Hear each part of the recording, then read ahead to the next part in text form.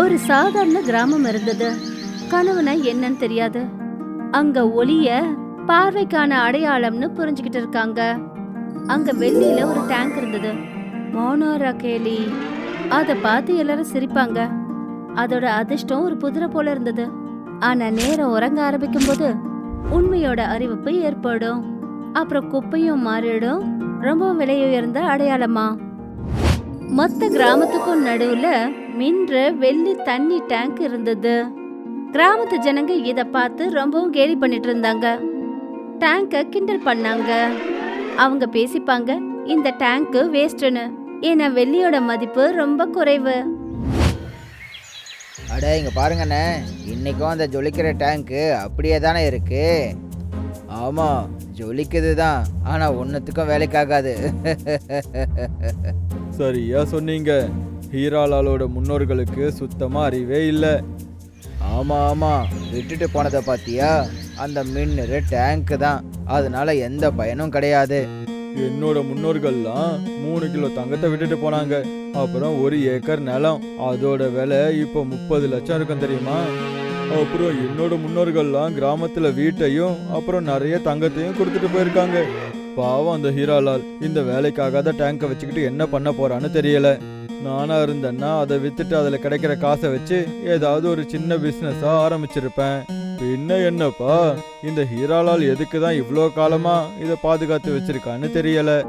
2 பேரும் அவங்க டீயை கொஞ்சம் கொஞ்சமா குடிச்சிட்டு இருந்தாங்க. அப்புறம் உட்காந்துடுறாங்க.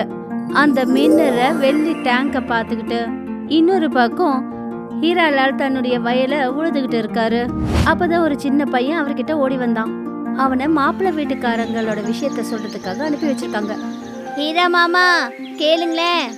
அட என்னப்பா, என்ன ஆச்சு? எதுக்காக நீ இப்படி ஓடி வந்துட்டு இருக்க? மாமா ஜானகி அத்தை தான் அனுப்பி வச்சாங்க. அப்படியா? அப்படி என்ன பிரச்சனை வந்துடுச்சு? உன்னை இவ்வளோ அவசரமா இங்க அனுப்பி வச்சிருக்கா? ஜானகி அத்தை என்ன சொன்னாங்கன்னா, அக்காவை பார்க்கறதுக்கு மாப்பிள்ளை வீட்டுக்காரங்க இன்னும் 1 மணி நேரத்துல வரப்போறாங்களாம். என்ன, நிஜமாவா? அப்படின்னா நான் சீக்கிரமா வேலையை முடிச்சாகணும். ஆமா மாமா, அத்தை இதுவும் சொல்ல சொன்னாங்க. மார்க்கெட்ல இருந்து வரும்போது லட்டு ஸ்வீட் ஏதாவது வாங்கிட்டு வர சொன்னாங்க. சரிப்பா, நீ ஒரு வேலை பண்ணு. வீட்டுக்கு போய் அத்தை கிட்ட சொல்லு, நான் மார்க்கெட்ல இருந்து பொருள் வாங்கிட்டு வரேன், அவங்கள சீமா அக்காவை ரெடி பண்ண சொல்லு. அந்த சின்ன பையனும் சரின்னு சொல்லி தலையசைச்சான். அப்புறம் அங்கிருந்து போயிட்டான். அப்புறம் ஹீராலாலும் மார்க்கெட்டை நோக்கி போனாரு. ஹீராலால் ஸ்வீட் கடைக்கு போனாரு. அப்புறம் கொஞ்சம் ஸ்வீட் வாங்கினாரு. கடைக்காரர் 4-5 டப்பா ஸ்வீட்டை பேக் பண்ணாரு. அதுக்கப்புறமா ஹீராலால் பில்ல கேட்டாரு. அட இந்தாங்கண்ணே, இது நீங்க கேட்ட 1 kilo kaju katli, 1 kilo laddu, 2 kilo jangiri, அப்புறம் 1/2 கிலோ குஜியா. இதுக்கு மொத்தமா 3600 ரூபா ஆச்சு. 3600? பின்ன என்னென்ன, இப்போ எல்லா பொருட்களோட விலையும் அதிகமாயிடுச்சுல. விமல் அந்த இடத்துக்கு வந்துட்டாரு.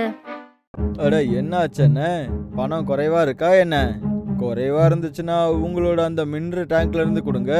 ஆனா அதை வித்தா கூட உங்களுக்கு பணம் கிடைக்காது. ஹீராலால கிண்டல் பண்ணதும் அவர் ரொம்ப சோகமாயிட்டாரு. சில ஸ்வீட்ஸை கடைக்காரர்கிட்ட வேண்டான்னு சொல்லிட்டாரு. அண்ணே, நீங்க காஜு கத்லி, ஜாங்கிரி, அப்புறம் இமர்த்தியை எடுத்துருங்க. கடைக்காரரும் அந்த ஸ்வீட்ஸை எடுத்துட்டாரு. அதாவது ஹீராலால் சொன்னது. இந்தாங்கண்ணே, இப்போ இது மொத்தம் 1400 ரூபாய் ஆச்சு. இந்தாங்கண்ணே, உங்க பணம் இதுல இருக்கு, நான் வரேன். ஹீராலால் ஸ்வீட்ஸை தன்னுடைய பையில வச்சுக்கிட்டு அங்கேருந்து கிளம்பிட்டாரு. ஹீராலால் தன்னுடைய வீட்டை நோக்கி போனாரு. போற வழியில மின்னிட்டு இருக்கிற வெள்ளி டேங்க கடந்து போகும்போது ஏதோ யோசிச்சுட்டு இருந்தாரு.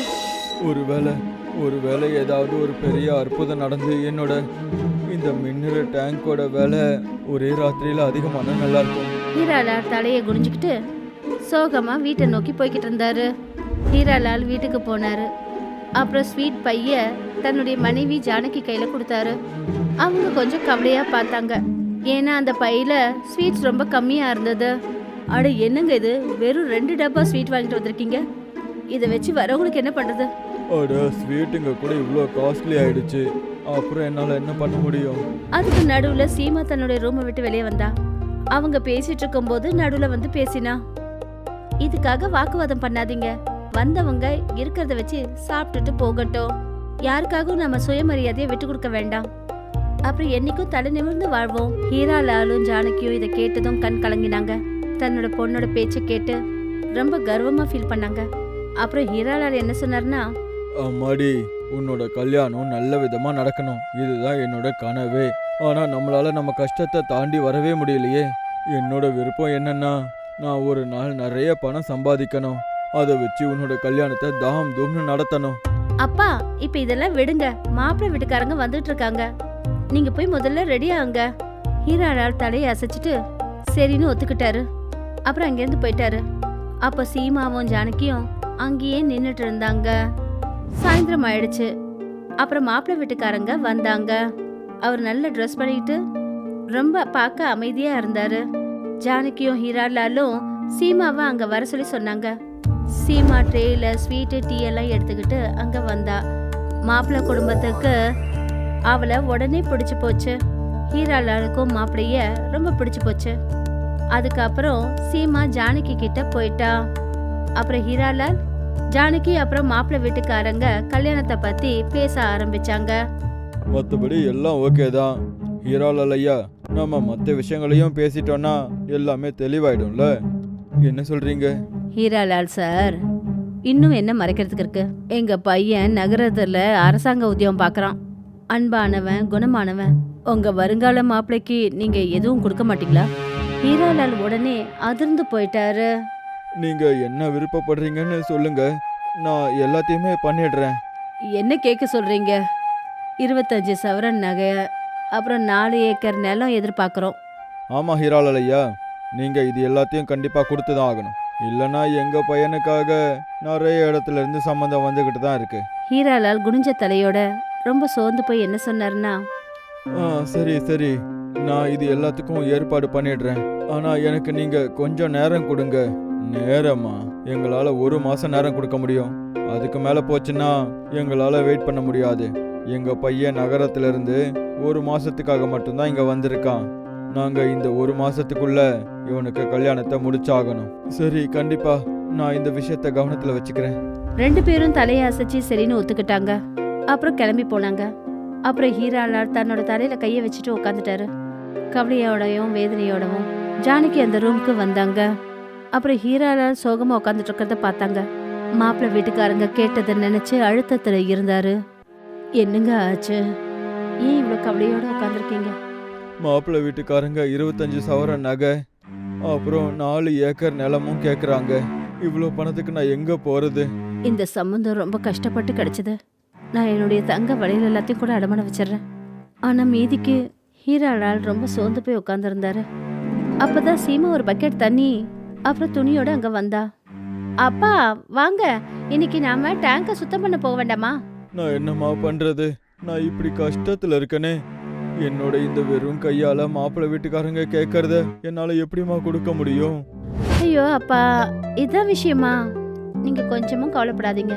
அந்த கடவுள் எல்லாத்தையும் கேட்டுட்டு இருக்காரு. சரி வாங்க வாங்க, இப்போ வேலைக்கு நேரம் ஆயிடுச்சு. ஹீராலால் கொஞ்ச நேரம் சிரிச்சாரு. அப்புறம் சீமா கூட புறப்பட்டு போனாரு. ஹீராலாலும் சீமாவும் டேங்க் கிட்ட போனாங்க. அப்புறம் மேலே ஏறினாங்க. மேலே போனதும் அவங்க அந்த டேங்கை சுத்தி சுத்தம் பண்ண ஆரம்பிச்சாங்க. சாயந்தரம் நேரம். அப்புறம் டேங்க் பளிச்சுன்னு மின்ன ஆரம்பிச்சது. சூரிய ஒளி அது மேல படர்ந்துட்டு இருந்தது. அப்பா, கிராமத்து ஜனங்க இந்த டேங்கை வேஸ்ட் குப்பைன்னு நினைக்கிறாங்க. ஆனா ஏன்னு தெரியல, எனக்கு மட்டும் என்ன தோணுதுன்னா நம்மளுடைய தலையெழுத்து இதோட சேர்ந்திருக்காம இருக்கு. என்னம்மா சொல்றது? வர வர கிராமத்து ஆளுங்க சொல்றது உண்மைன்னு தான் எனக்கும் தோணுது. எனக்கு என்ன தோணுதுன்னா, நம்ம முன்னோர்கள் ஏதோ யோசிச்சு தான் இதை கட்டியிருக்காங்க. ஆனா இப்ப இந்த டேங்கோட இப்படிப்பட்ட நிலைமைய பார்க்கும்போது இனிமே இது எதுக்கும் பயன்படாதுன்னு தான் தோணுது. எனக்கு அப்படி தோணல. நீங்க வேணும்னா பாருங்கப்பா, அப்புறம் வாக்கு கொடுங்க. இத நீங்க என்னைக்கும் விற்க கூடாது. ஹீராலால் கொஞ்ச நேரம் சிரிச்சாரு. அதுக்கப்புறம், சரிம்மா, நான் உனக்கு வாக்கு கொடுக்கறேன். என்ன நடந்தாலும் சரி, நான் இந்த டேங்கை எப்பவும் விற்க மாட்டேன். ஹீராலாலும் சீமாவும் அந்த டேங்கை க்ளீன் பண்ண ஆரம்பிச்சாங்க. சூரிய மறைவோட அந்த நாளோட முடிவு கவலை சிரிப்பு ரெண்டும் இணைஞ்சபடி அந்த நாளை முடிச்சாங்க. இன்னொரு நாளும் அதே மாதிரி ஆரம்பிச்சது. பசங்க ஸ்கூலுக்கு போறாங்க. அப்புறம் ஆண்கள் வேலைக்கு கிளம்புறாங்க. சில கிராமத்து ஜனங்க இப்பவும் ஒரு டீ கடையில உட்காந்துட்டு இருக்காங்க. அப்புறம் டேங்கை பார்த்து கிண்டல் பண்ணிட்டு இருக்காங்க. அப்புறம் குழந்தைங்க அது மேல சின்ன சின்ன கல்லா வீசிட்டு இருந்தாங்க. அப்பதான் ஹீராலால் அந்த இடத்துக்கு வந்தாரு. அப்புறம் குழந்தைங்கள தடுத்தாரு. அட பசங்களா, நீங்க என்ன பண்ணிட்டு இருக்கீங்க? அதுவா மாமா, நாங்க விளையாடிட்டு இருக்கோம். ஆனா இங்க பாருப்பா, இந்த மாதிரி எந்த ஒரு பொருளுக்கும் சேதத்தை விளைவிக்கிறது விளையாட்டு கிடையாது. நீங்க இந்த மாதிரி பொருட்களுக்கு மரியாதை கொடுக்கணும். இன்னைக்கு விலை குறைவா தெரியுற பொருட்கள் நாளைக்கு ரொம்ப விலை மதிப்பானதா தெரியலாம். சரிங்க மாமா, இனிமே நாங்க அந்த மாதிரி செய்ய மாட்டோம். ஹீராலால் சிரிச்சுக்கிட்டே தலையசைச்சு சரின்னு சொன்னாரு. குழந்தைங்களும் தலையசைச்சிட்டு அங்கிருந்து போயிட்டாங்க. சரியா அதே சமயத்துல கிராமத்து ஜனங்க அங்க வந்தாங்க. அட ஹீராலால், எதுக்கு உன் நேரத்தை வீணாக்கிட்டு இருக்க? பசங்க ஏதோ விளையாடிக்கிட்டு இருக்காங்க. இப்போ இந்த டேங்குக்கு என்ன விலை இருக்கு? நான் சொல்கிறத கேளு. எனக்கு இந்த டேங்கை 1 லட்சத்துக்கு வித்துடு. அப்படி வித்தன்னா உன்னோட கஷ்டமும் கொஞ்சம் குறையும்ல. அப்புறம் உன்னோட பொண்ணோட கல்யாணத்துக்கும் உதவியாக இருந்த மாதிரி இருக்கும். என்னப்பா, நீ உன்னை பத்தி கொஞ்சம் யோசிச்சு பாரு. இந்த டேங்க் எப்படியும் எதுக்கும் பயன்பட போறதில்ல. என்னால முடியாது. நான் இதை எப்பவும் என் கூட தான் வச்சிருப்பேன். இது என்னோட முன்னோர்களோட கடைசி அடையாளமா இருக்கு. நான் இதை விற்கிறது கண்டிப்பா நடக்காத காரியம். நாங்கள் உனக்கு உதவி பண்ணணும்னு நினச்சோம். சரி, பரவாயில்ல. அது சரி, நீ இப்போ எங்க போய்கிட்டு இருக்க? கிராமத்துக்கு பக்கத்துல ஒரு நகை கடை இருக்குல்ல, அவர்கிட்ட கொஞ்சம் போய் பேசணும்னு நினைக்கிறேன். என் பொண்ணு கல்யாணத்தை பத்தி பேசணும். பார்த்துக்கோ ஹீராலால், வேலை முடிஞ்சிடுச்சுன்னா ஓகே. அப்படி இல்லைன்னா நான் உன்னோட டேங்கை வாங்கிக்கிறதுக்கு தயாராக இருக்கேன். ஹீராலால் தலையை அசைச்சாரு. அப்புறம் முன்னாடி நடந்து போனாரு. கிராமத்து ஜனங்களும் அங்கிருந்து போயிட்டாங்க. ஹீராலால் கிராமத்துக்கு வெளியில ரோட்ல நடந்து போயிட்டு இருந்தாரு. அப்பதான் ஒரு பெரிய கார் அவர்கிட்ட வந்தது. கார்ல அந்த ஜில்லாவோட மேஜிஸ்ட்ரேட் உட்காந்துருந்தாரு. அப்புறம் அவரோட டிரைவர் காரை ஹீராலால் பக்கத்துல கொண்டு போய் நிறுத்தினாரு. இங்க பாருங்க, இது அந்த கிராமம் தானே? இங்க தானே ஒரு வெள்ளி தண்ணி டேங்க் இருக்கு. ஆமா, சொல்லுங்க. நாங்க அந்த டேங்கோட ஓனரை மீட் பண்ணணும். அவர் எங்க இருப்பாருன்னு உங்களால சொல்ல முடியுமா? நான் தான் அந்த டேங்கோட முதலாளி. சொல்லுங்க, என்ன விஷயம்? நீங்களா? டிரைவர் பின்னாடி திரும்பி அந்த ஜில்லா மேஜிஸ்ட்ரேட் கிட்ட ஏதோ மெதுவா சொன்னாரு. அப்புறம் அவர் மறுபடியும் ஹீராலால் பக்கம் திரும்பினாரு. மேடம், உங்ககிட்ட ஏதோ பேசணுமா? சொல்லுங்க மேடம், என்ன விஷயம்? அவங்க ஹீராலாலோட நிலைமையை பார்த்தாங்க. அப்புறம் அவர் சொன்ன வார்த்தையில டவுட் பட்டாங்க. என்ன ஆச்சு மேடம்? நீங்க என்ன யோசிச்சுட்டு இருக்கீங்க? உங்களுடைய உடமையை பார்த்தா அந்த டேங்கோட முதலாளி மாதிரி தெரியல. நான் என்ன சொல்றது மேடம்? என்னோட முன்னோர்கள் எனக்கு அதை தவிர வேற எதையும் கொடுக்கல. அந்த டேங்க் மட்டும்தான் எனக்கு இருக்கு. நான் என்னோட வயலை குத்தகைக்கு விட்டு ஏதோ கொஞ்சம் சம்பாதிச்சுட்டு இருக்கேன். மற்றபடி என் வருமானத்துக்கு எதுவுமே இல்லை. என்னால இப்ப கூட நம்ப முடியல. உங்களுக்கு ஒன்று தெரியுமா? வெள்ளியோட விலை அதிகமானதுனால உங்க டேங்கோட விலை எவ்வளவுன்னு? இல்லை மேடம், எனக்கு இதை பத்தி எதுவுமே தெரியாது. அந்த டேங்கோட விலை இப்போ உயர்ந்து 1 கோடி ரூபாய் ஆயிடுச்சு. என்ன, 1 கோடியா? ஆமா, அரசாங்கம் இதை வாங்கி இந்த வெள்ளியை உருக்கி பயன்படுத்திக்கன்னு நினைக்கிறாங்க. அதனால அதோட முதலாளியை நாங்க பார்க்கணும். ஆனா முதல்ல நான் அதை செக் பண்ணுவேன். அப்பதான் முடிவு பண்ணுவேன் இந்த பணத்தை யார் கொடுக்கறதுன்னு. ஹீராலாலோட கண்கள் ஆச்சரியத்துல நிறைஞ்சு போச்சு. ஆனா ராம்கிஷன் அவங்க பேசுறத கேட்டுட்டாரு. இந்த விஷயம் கிராமத்துல பரவிடுச்சு. அப்புறம் எல்லாரும் இதை பத்தி பேச ஆரம்பிச்சாங்க. அப்புறம் இதுக்கு நடுவுல கிராமத்துல ஸ்பீக்கர்ல அறிவிப்பு செஞ்சாங்க. நம்ம கிராமத்துல இருக்கிற இந்த டேங்கோட விலைய அரசாங்கம் 1 கோடி ரூபாவா நியமிச்சிருக்கு. உங்கள இந்த டேங்க் யாரோடதோ அவங்க டிஎம் ஆபீஸ்க்கு வாங்க. நீங்க தான் இதோட முதலாளின்றதை நிரூபிச்சுட்டு உங்க பணத்தை வாங்கிக்கோங்க. எல்லாரும் அதை பார்த்தாங்க. மறுநாள் அந்த ஆபீஸ் வாசல்ல டேபிள் கிட்ட கிராமத்து ஜனங்க பெரிய லைன்ல நின்றுட்டு இருந்தாங்க. எல்லாரும் பேராசையில அந்த டேங்க் தன்னோடதுன்னு நிரூபிக்க நினைச்சாங்க. ஆனா அவங்கள யாருமே வெற்றி அடைய முடியல. இதோட அந்த நாளும் முடிவடைஞ்சது. அப்புறம் ராத்திரி ஆயிடுச்சு. ஹீராலால் ஜானகி அப்புறம் சீமாவோட உட்காந்துருந்தாரு. ரொம்ப நொந்து போய் சோகமா இருந்தாரு. டேங்கோட விலை அதிகமானதுல அவருக்கு சந்தோஷம். அப்புறம் கூடவே கவலையா இருந்தாரு. ஏன்னா டேங்க் தன்னோடதுன்னு அதிகாரப்பூர்வமா நிரூபிக்க எந்த ஆதாரமும் இல்ல. அட இப்ப என்னங்காச்சு? எல்லாம் முடிஞ்சு போயிடுச்சு. அந்த டிஎம் மேடம் என்கிட்ட சொல்லும் போது நம்ம கிராமத்துல இருந்த யாரோ இதை கேட்டுட்டாங்க போல இருக்கு.